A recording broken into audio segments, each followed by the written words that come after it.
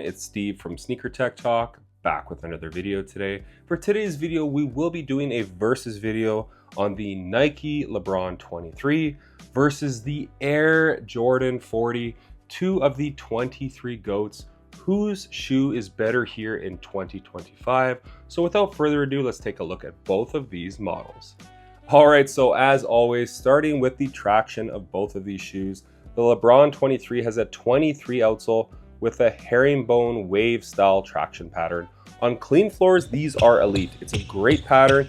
It does a fantastic job. It has a loud squeak, a very hard bite, but where these struggle is dirty floors. They collect a ton of dust to the point where you will slide to a stop on lateral crossovers or just movements in general. And that was a bit problematic for me. Not to say it's like a deal breaker, but just keep in mind, if you're playing on a dirty floor, you're definitely going to have to wipe with this model. Now, moving over to the Air Jordan 40s. Now, these have a multi-directional aggressive traction pattern that is translucent and solid, whereas the Nike Lebron 23s is only a translucent rubber compound. On clean floors, these are like one of the better, or if not the best, traction pattern setups that I've played in a very long time. A very crazy bite and insanely loud squeak. On dirty floors, however, as you can see, these are filthy. These also collect a ton of dust. I wouldn't say they struggle quite as bad as the Nike Lebron 23s on dirty floors. I wasn't really sliding to a stop. You just didn't really get that feedback and noise that I do like within an outsole when I'm playing in them. I know that doesn't offer any performance feedback or features, but that's something that I do prefer. If I had to pick one over the other, I would say the Air Jordan 40s is a better setup. That's not to say these guys are a slouch at all. These are very nice on foot, but the rubber compound is a lot more soft, so I definitely wouldn't bring these outdoors. Whereas this right here, the translucent compound is soft. The solid stuff is a bit more firm. I do like the coverage that you do get on the Air Jordan 40s, just a little bit better compared to the Nike Lebron 23s. Now, as far as the cushioning goes on both of these models, right off the bat, no ifs, ands, or buts. The Air Jordan 40 cushioning setup is like way better than the Lebron 23. So with this setup right here, you are getting a full-length ZoomX midsole from heel to toe. And then on top of that, you also have a full-length Zoom Strobel. No one can convince me otherwise. This setup is absolutely insane underfoot. It's a lot more firm and stable compared to the really marshmallowy feel on the Air Jordan 39s, but it's still superb. It feels great, and it's just heavenly underfoot. A ton of impact protection at the back, a decent amount of court feel up front, nothing crazy. These definitely have better court feel, but I just love the bounce that you get under your foot and just the overall sensation of the Air Jordan 40s. Now, with the Nike Lebron 23s, you have a dual lasted midsole, so there's no foam on the outside, but you have this guy here, the drop-in midsole that they are offering on the Nike Lebron 23. So the blue stuff is Cushlon 3.0, the white stuff is ZoomX. The ZoomX is very comfortable underfoot. You get a ton of impact protection and comfort at the back, and then in the forefoot, it's a lot closer to the floor than the Jordan 40s, so it has great court feel. My main issue with this setup, like I've said in other videos, is the seam where these two foams connect.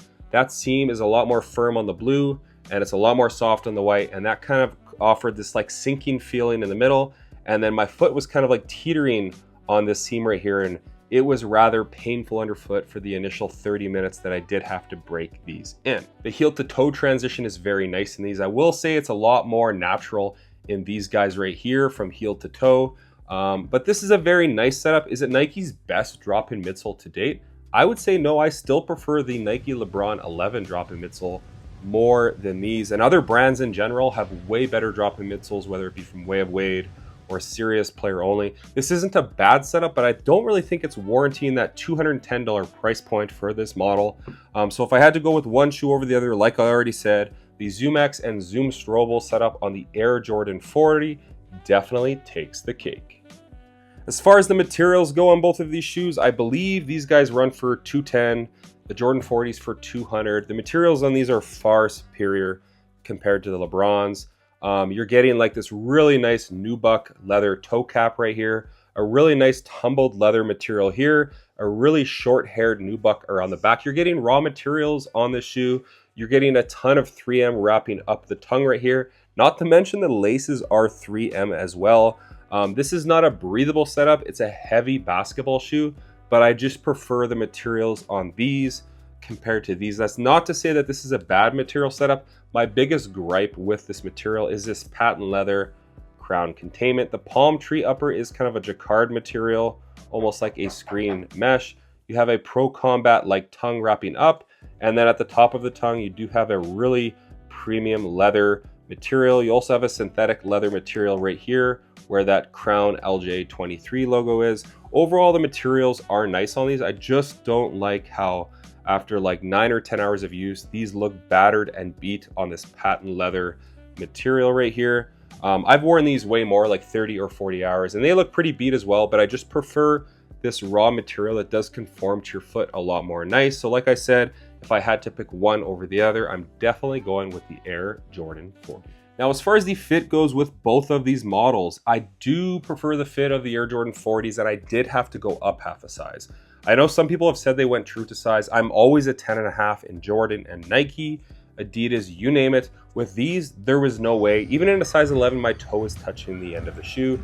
It's a very snug and secure fitting basketball shoe. You have a ton of padding at the back. The tongue is very padded. The tongue is gusseted. It kind of has this inner booty containment system that just hugs and fits my foot very nicely in the Air Jordan 40s. Now on the Lebron 23s, I did go with a size 10.5. The one thing is, however, these do fit a lot more wide compared to the 40s, and they do fit a little bit longer as well. My toe is right near the end of the shoe at the tip right here. So these are a snug and secure fitting shoe after you break them in. Before that, they do feel a little more sloppy. You do have a lot of padding at the back and on the tongue. So the overall fit of these is definitely nice, but I do prefer the way this shoe fits my foot overall with the Air Jordan 40. As far as the weight goes between both of these shoes, the Lebron 23s come in at 16.05 ounces, and the Air Jordan 40s in a US size 11 come in at 17.35, so almost an ounce and a half heavier with these. So as far as the weight goes, the Lebron 23s definitely take the cake.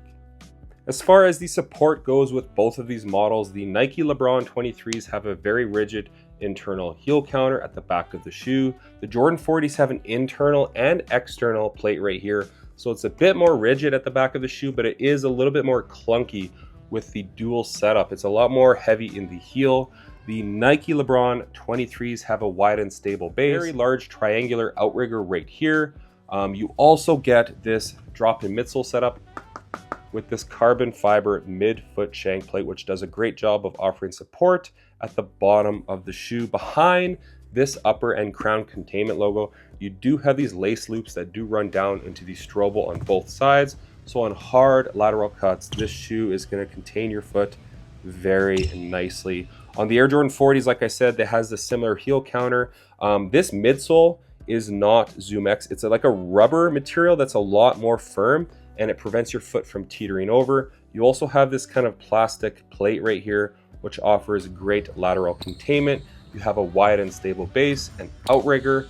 I don't believe there is a shank plate in this model, but you still get pretty good containment and midfoot support. The toe box is a lot more flexible. Overall, if I had to pick one shoe over the other, I would say it's pretty close to a tie, but the Nike Lebron 23s, I do like the support setup on this model just a little bit better.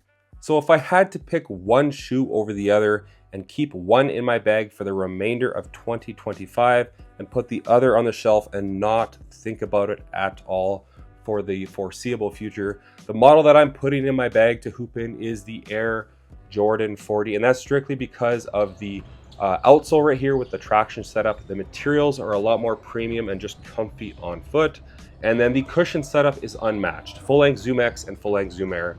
You can't tell me any difference. You can't tell me that this foam only setup is better than what this model has to offer. One thing I don't like about both of these shoes is they're both on the heavier side and they're both not breathable at all. You're only getting breathability here on the Lebron 23s down the tongue, and you're getting a little bit here on the Jordan 40s in this vent right here. But other than that, these are very, very hot shoes to play in. And then really quickly, the price point for both of these models, $210 USD, $260 here in Canada for the LeBron 23s. For the Jordan 40s, $200 USD, $260 here in Canada. So in Canada, they are the same price point. Really kind of a non-factor. These have been selling a lot better. These are sitting on shelves, and I would suspect that these are going to go on like 50 or 60% off in the coming months. I'm sure we'll see some colorways go on sale in the Air Jordan 40s, but like I said, if I had to pick one shoe over the other, it is the Air Jordan 40s. My favorite player compared to the two is definitely MJ all day. If you compare season for season at the time they both played, MJ was just an absolute beast. That's not to say LeBron isn't. I love LeBron as well. I watched him in high school, his first 7 or 8 years in Cleveland. Wasn't a huge fan when he went to Miami. When he returned to Cleveland, I love what he did. And now he's going to be ending his career, it looks like, in Los Angeles. I appreciate him. I've seen him in person multiple times. A fantastic player. But my GOAT, my favorite player of all time is MJ. And that had nothing to do with these two models. I'm strictly performance-based. If one shoe performs better than the other, I will go with that. There's Way of Wade shoes. There's serious player-only shoes that perform better than both of these models. And you just need to be unbiased when you're performance testing shoes. But between these two shoes, the one that I do prefer to play in is the Air Jordan 40. So that's going to do it for today's video. As always, if you guys could like, comment, and subscribe, that would definitely help the channel a ton. And check out my Instagram over at Sneaker Tech Talk, as it is an extension of my YouTube channel with all my pickups, basketball footage, and nostalgia as a whole. As always, thanks for watching today's video, and until next time, peace.